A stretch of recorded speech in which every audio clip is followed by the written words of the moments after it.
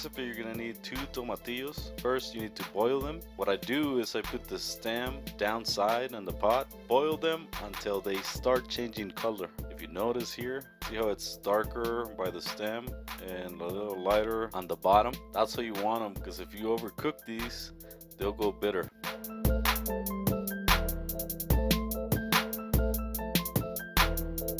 Also, you'll need 5 jalapeños, just a regular size. I would say like medium, to take the stems off of these. Also, a handful of cilantro, 1 small avocado, and a cup of peanut oil.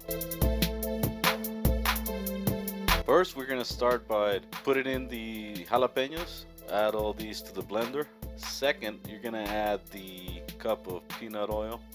You can use any oil you want or any oil you like. You can even use vegetable oil. The original recipe goes with vegetable oil, jalapeños, and salt, but this is my twist, so I'm gonna add the cilantro and the tomatillos.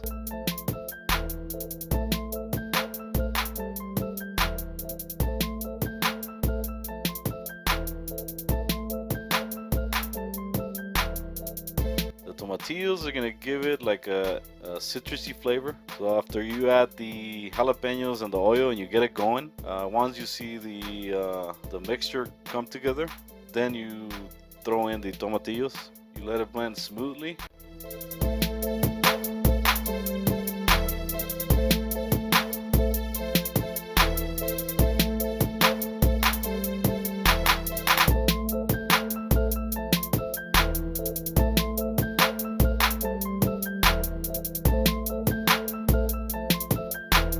Half a tablespoon of salt. Now when everything is incorporated, throw the cilantro in.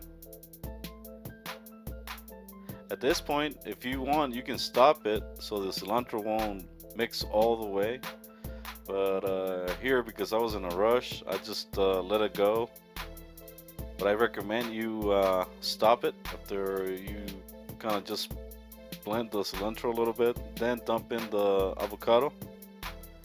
And then give it another blend, just a little bit. You don't want to puree all the way the cilantro and the avocado.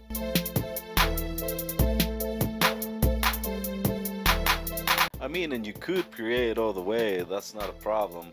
But I usually like a little texture on my sauce. I mean, I don't care if the avocado blends all the way, but I would like the cilantro to still show. So just a tip, depending on how you want your sauce. It doesn't matter really. I mean, it's not going to affect the taste. So it'll still be good, I assure you. This is a really good salsa. And that's it. Pretty much done.